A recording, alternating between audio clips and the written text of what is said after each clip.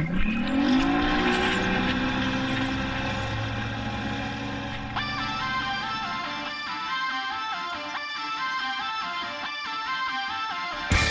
Eyes on Fishing with Mitch Peterson, Josh Sheldon, and Brad Qualley, leading you to the next level.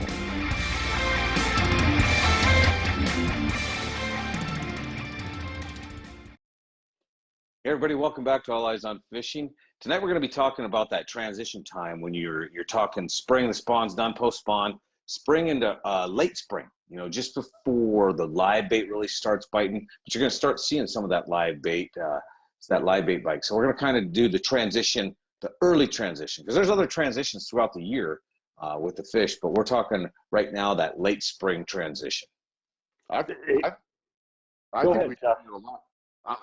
Are you guys, well, you guys were just out the other day, but this year I've kind of seen it a lot more than in previous years, like a definite, almost like a defined line, kind of like a line in the sand, right?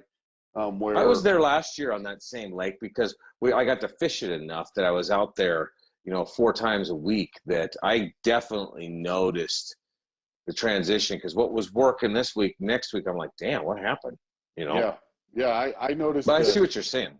Yeah, sliding towards other types of bites. We went from that crankbait, lead core, kind of up on the edges, then down into the basin during the day bite, to where now they're, all sorts of different things are starting to work. Of course, as the fish gets active, that's, you would think that would happen, but I just have seen it where it just kind of stopped, and then not completely, but other things have started to pick up and become more productive. So that's what we're talking about when we're saying transition, is not necessarily the fish moving to a different area. It can be, of course, but it's almost more they're just starting to heat up more. They're starting to go after different baits, and to where like live bait starts to come into play. If you're a live bait guy like I am. Well, I think we're getting to that point where we can start doing, slip bobbers on structure, because they're going to start to school up, and you can get that. I still think we're a few weeks away from that. See, I think we're right there. I think they're starting to get to that point. But that's what I mean. Like, I think this year feels a little different, because I used to be able to start that slip bobber bite back kind of at the end of April, and I know we're not too down in Pueblo though. Are you talking Pueblo? This was right here. I was taking my son out, and that's what he likes to do, and so I'd be like, okay, let's stop what we're doing and we'll go do this for a little bit. And the last 2 or 3 years, even that because it used to be right around that tournament time, that first tournament, we would go out if the tournament was that weekend, we'd go out sometime that week after, and slip bobber humps, main lake humps where it would come up. And we wouldn't slip bobber on the top of the hump like you would, as it gets warmer, more active. We would slip bobber on the side, on the base. Yeah, that makes more sense, because I was thinking when you're saying fish in the structure, like you were on top of it, like some of those. But I understand what you're saying on that. So Mitch, what are you thinking about if 2 weeks ago you were fishing, which we were, and then we're gonna go next week, which we will. What are you going to change up? 2 weeks ago, the water temperature is around that 51 degrees. Now it's at 57. What are you going to change up? It's the first week or 2 of May versus the last week or 2 of April. Yeah, well, if I'm going to pull crankbaits, I'll probably speed it up a little bit. I'm going to be 1.7, 1.8, even trying 2. Kind of picking that speed up with the increased water temperature. But I don't know. Even Saturday when you and I were out, we were pulling lead on the basin. Pulling crankbaits, and I could have easily switched over to pulling deaf. I felt it. I bet we could have got those fish to go on deaf, but you don't know. We're pulling, but it just seemed like we're about to that time. So and I'm going to start pulling deaf. I might start dragging jigs, but just kind of speed things up a bit, I think, is kind of what I would do. I'll tell you this much. I went out with you a couple of days ago now, but a day or 2 before that, I went out with Linda, and that's what we did. Is we pulled death to start just to kind of see if the fish had moved up. It was more of an experiment. We were on that side of the lake where I've seen them transition before from some of those deeper water basins starting to move up, or you'll start seeing them coming up the sides of the roadbed and maybe up on top of the roadbed, but they weren't up on top. We didn't see them up on top, but they were definitely on that break. So I told Linda, I said, I'm going to see if they're going to go. And she could care less. She was ready to book. She's like, just let me know when there's one on. But, so, because I'm telling her, hey, I think they're kid again, Brad. I told her, I go, hey, I think they're in transition. I'm going to start working this roadbed. And she's like, okay. She could care less. I'm telling her what I'm going to do, but which was funny. But anyway, so I said, I'm going to pull death on these breaks. And sure enough, caught a couple fish within the first. We only pulled one area. I would say it was probably about a 20-25 minute pull, and we caught two, or I caught two, but I gave it to her, so she really caught two. And then I said, well, I'm going to go see if the basin trolling is going. And so we tried that, and I was not marking fish. Now, this is a different lake than we went to, but I was just kind of curious. I could not find the fish in the basin. I could only find them on the edges of the basin going up onto the roadbeds and whatnot. So I said, I'm going to try some of that shallower water, see if I can get them to go. And this was just probably about 45 minutes before it got dark. So I said, I'm going to pull boards for about the last 25, 30 minutes. So I put boards out, ran that shallow. I ran a couple deep and a couple in that 5-6 foot water column. And I was marking fish in that 7-8 feet of water, just pulling over probably about 18 or 19 and didn't get anything to go. But I know that those fish are transitioning because a week before that, when me and Josh were out, they were definitely in the basin floor. Yes. We weren't finding anything on the ridges. So it's funny that if you're going out there this time of year, whether it's going to probably be a little bit different in Minnesota than it would be in Washington or Ohio or whatever. But think about that when you are out of post spawn and you've been catching fish in the basin on lead core, start watching their movements because it's going to tell you where pretty soon it's going to be wide open. Just like Mitch said, they're going to be going. They're going to be putting the feed bags on and start going on all kinds of stuff. Yeah, sorry, real quick. This just kind of hit me. So I'm thinking of my home state of Minnesota, and they think this next weekend's opener. They've always got that closed window where we get to fish. I wonder how many of those guys are out there using their electronics to see where the fish are, see if the basin's still loaded, see if they do start all of a sudden, they go back a few days later, all of a sudden it's like, whoa, there's no fish. Before they're fishing? They're fishing? Yes, kind of getting ready for opener weekend. I'm just curious because, you see what you see, and then. Did you do that when you lived there? No, not that I remember at all. It was always, we'd go out at midnight because that's when the opener is at midnight that night. And well, you can imagine by the time we poured ourselves into the boat and headed out, we didn't catch very many fish on those openers. You were at the dock at 9 o'clock waiting 3 hours and I got time to kill. You might as well have a beer or two. Right. Next thing you know. Or 12. Oh, yeah, whatever. Right in the yeah. I think that's the transition piece, right? Is I was out probably 4 days before you were, Brad, last week, or I guess it's last week now, and we were all out together. Or are you talking because we all went out together? Was it right after that? Yeah, okay. It was after that. A few days after that, I took the kids out, and I wanted to see if we could find that jig bite starting, and I actually started to catch them on jigs, but it wasn't on top. It was at that break. It was at the base of that break, so where it would break up to that roadbed you're talking about. It would be at the base of it, casting. I would sit on top of the roadbed, which was 6 to 8 feet, cast down to 15 to 18 feet, and slowly start to bring it back. And as I started to bring it back, that's when I would get bit. If I tried to cast along the shallower top part of the road, I wouldn't get a fish. And so so that was the interesting part because then I was the same as you guys, right? I could just feel that bottom bouncers and death were going to start. I had that feeling, right? It's going. Like I said, me and Linda did it, Yeah. So well, I can't. The days all start to run together, but like 7 days ago, right? And it was going. I felt it too, man. It's like you say, you just know it's right there, you know. Yeah. And we went to some of our typical spots, you know, like our mid-May spots. Even though it's the first week of May, you're like, here we go. They're going to be there. Well, not quite, but you know it's right there. So you're getting that confidence. And I tell you what, when we were out a couple days ago, Mitch, we ended up pulling the basin because we did mark some good fish. We found some fish stacked up, and we're like, they're still here. Let's fish these fish.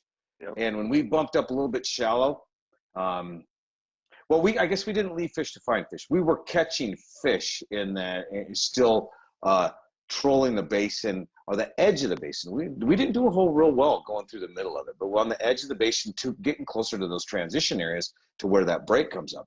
But we ended up seeing a handful of guys that we know out of the water that actually were, if they weren't fishing the shallow side, they were right on the edge of the break. Wouldn't you guess those guys on the east side, they had to be. Now, I would almost put them, because just knowing the lake, fishing it a million times, I would almost put them, just looking at them, just on the shallow side, maybe jigging into that deeper water, or just getting those fish that are starting to slip up on top. Well, and I think that might be the key, because remember, we went in, you know, that basin's right around 20 feet. We went in and did a big turn, and we were in, you know, probably around 15 feet up on top, and we didn't mark a fish. And that's why we even ran it for a while just to kind of check it out, and we didn't mark anything. And we were like, back to the basin, let's go, because they're not. Yeah, because it was only 300 yards away. We're like, no, let's go back where we're marking fish. But there was guys up there. And a couple times Mitch is like, oh, they got a net out. They got a net out. So fish, we're starting to transition up there. But I think this whole conversation is, I think we have to focus on maybe just telling everybody what we mean by that transition. I mean, you know, unless they know exactly the lake we're talking about, they're all probably pretty lost by now. So, you know, we keep talking about shallow or deeper or the transition area. I think the important part to know is that these fish are moving all the time right now. The fish are not that recoup after spawn and all that. If there even is such a thing, it's long over. They're out moving. They're not quite as schooled in the big wolf pack numbers that you'll see here in the next, you know, by June 1, it's going to be just big schools of fish just hammering. But they're out moving, looking, actively feeding, looking for, you know, groups of bait fish, whatever. And so I think that's the part when we say transition. I don't think you necessarily have to look for structure as your transition. I think the fish's behavior is more of a transition. I think you can do it two ways. I don't think that it was confusing at all. I think that we were talking about basin fish starting to slide up shallow to keep that in perspective when you are looking at the fish and trying to find where those fish are moving. I completely agree with you, though. The transition into technique, that's what I think you're getting at, right, Josh, is changing your techniques, because the transition from just a lead core or a crank bite is now moving into being more versatile to where, like you talked a little bit about the slip bobber, but more of like a jig, dragging a jig, slow death, even a Lindy rig coming up pretty soon, right? I mean, it would still probably work. Is that what you're talking about for your other part of transition? But the fish itself, I think I'm kind of referring to the fish's mentality is transitioning. You know, they're going from that slower metabolism to that faster metabolism. The spawn is over. You know, so the second part of their life, right? They have two parts to life: spawn and eat. I mean, that's it. So well, and here's the thing: the bait fish are giant right now because there's no new bait fish, and so they're eating what they can eat. They just, like you just caught one a week or so ago, and it had a 10-inch trout tail sticking out. I mean, the trout was like 10 inches. The tail is sticking out of its mouth. I think he even posted it. I can't remember, but they're eating, like you said. They are finding food to eat right now. Right, which I think makes them a little bit tougher to catch because they are scattered and they're moving. So like you guys said, one day you mark them in the basin, and the next day you find them up at 15 feet, and then maybe you don't find them up at 15 feet for, you know, a couple weeks. It doesn't mean that they're not there, but maybe they're there at night, or you know what I mean? So they're always moving. They're transitioning as well. A buddy of mine went and fished a lake here that has different types of bait. It's got shad, and it also has what's her face, rainbow smelt. And the smelt, he sent me a picture of he must have found one dead, or I think he caught a big rainbow and it might have coughed it up. But the smelt was probably about 3.5 inches long.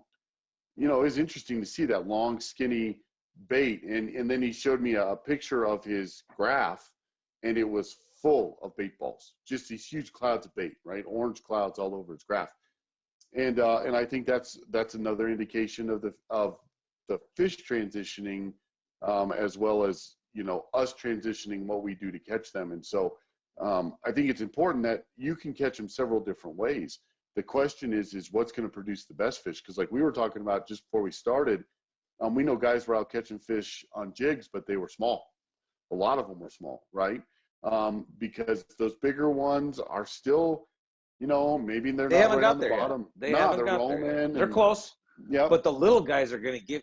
They're foreshadowing. Always. They're the next chapter. Always. If you're catching smaller fish, put that in your file, because the bigger fish will be there. Especially not in the middle of the year, but when we're talking seasonal changes. The little fish will move in there first because they don't get chased out by the big fish. They're looking for opportunities. Yeah. That's what you're talking about, right? Yeah. So those guys, they're looking. Well, and I was thinking about our upcoming tournament, you know, the upcoming Colorado Walleye Trail tournament. And, you know, I know it's going to be a great jig bite. I know there's going to be a lot of guys 100%. that catch fish on jigs. There's going to be guys that catch fish on bottom bouncers. It's going to be a good bottom bouncer bite. But I don't think you overlook the trolling some of those suspended fish with boards, because, you know, you might really have an opportunity to catch big fish if you don't overlook that. And I think sometimes when the bite is so good and it's so hot that you overlook that those fish are still in that mode of looking for that bigger meal, right? And so you might only get 10 fish in a day as opposed to 50, but one of them may be 6 pounds, you know?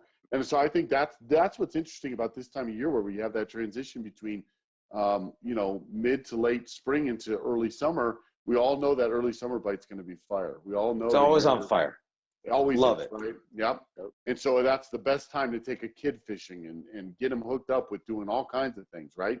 That's awesome. But right now, I think there's so many different ways that you can catch fish. None of them are going to be completely on fire, but don't overlook them all still, you know? I mean, yep, you may be able to go, like Mitch, like you said, you would probably, my guess is you guys would go fish after your initial night where you barely made it out at midnight.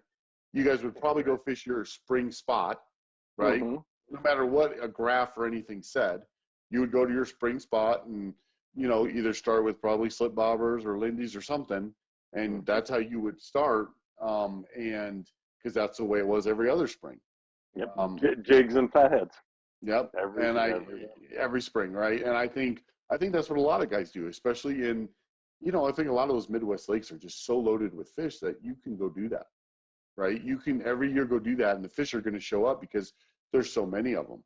But I think for a lot of Is there any lakes up there in Minnesota, Mitch, that you can fish early, or no?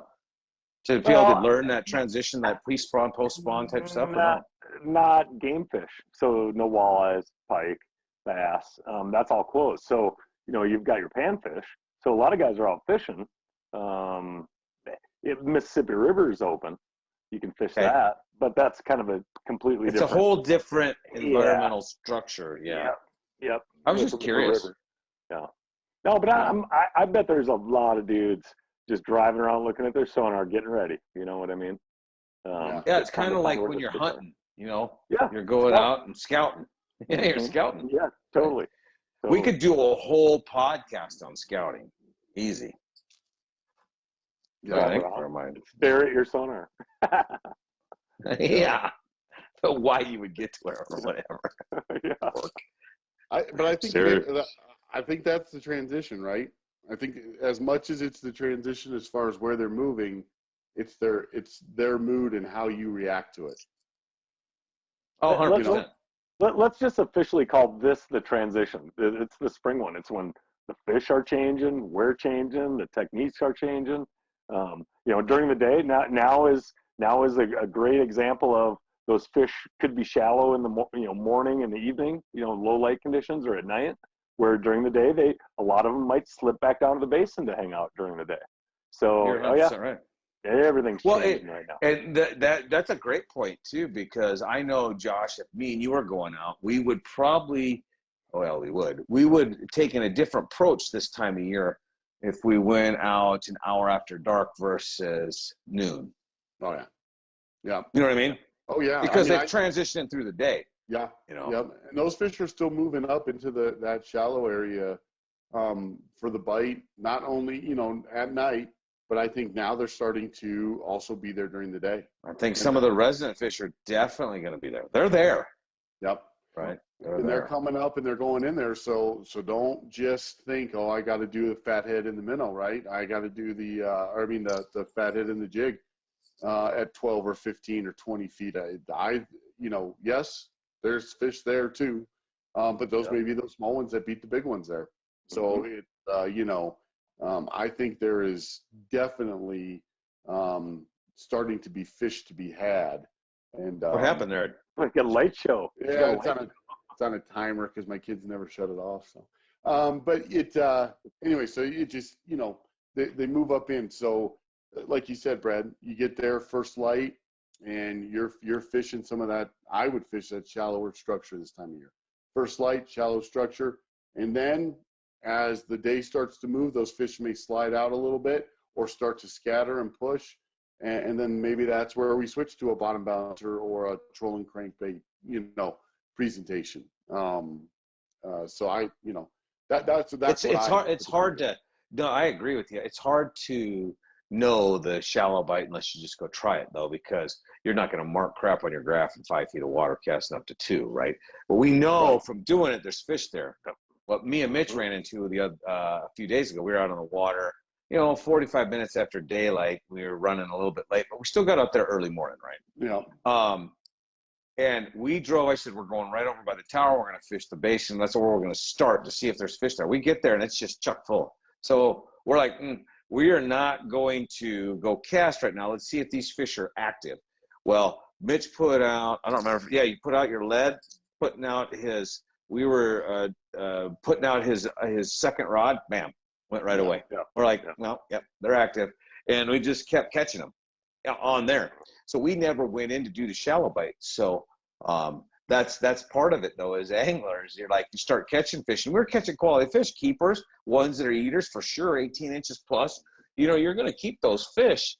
But if we would have moved in shallow and casted, would we got a 26?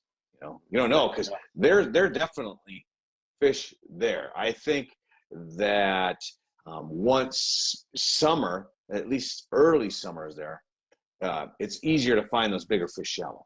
There's still plenty of fish shallow. I'm not saying that, but they're definitely there. Right. In 3-4 weeks from now. Definitely. Well, and they're definitely dependent at this time of year on the water warming.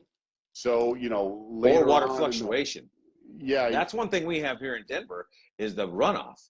It can really screw up a lake because they just pile in water in the reservoirs. Right. And that's the thing is when now they're dependent. They go up shallow, and as the water starts to warm, right? So you might find them maybe at the end of the day instead of the beginning of the day because the water has warmed all day. As to where in early summer, the water's already warm. And so they're up there already, And I think that's water temperature plays a huge role this time of year in that transition. And I think you guys probably found the little bit of warmer water, the more stable temperature water out in that basin, as to where the stuff shallower cooled down with the night temperatures because they're still fairly cool here, and started to warm up at some point. So, that could have been. We didn't even check the water temperature. I'm telling you, we have fished that area or that lake for years and years and years. That we started there as a starting point because typically into April, beginning of May, fish are there, and they were there. So I couldn't even answer that. What the water temp was, and if it was a little bit warmer there, could have been. But I know something holds those fish year in, year out at that area we went to. Wouldn't you agree, Mitch? I mean, every year we go there. Totally. And we've caught a lot of big fish there. Yeah, and I would say, back to the transition time that we're in, I'd say if we went out this next weekend and got out there early in the morning, we'd probably go shallow first even. I mean, that's where we're at.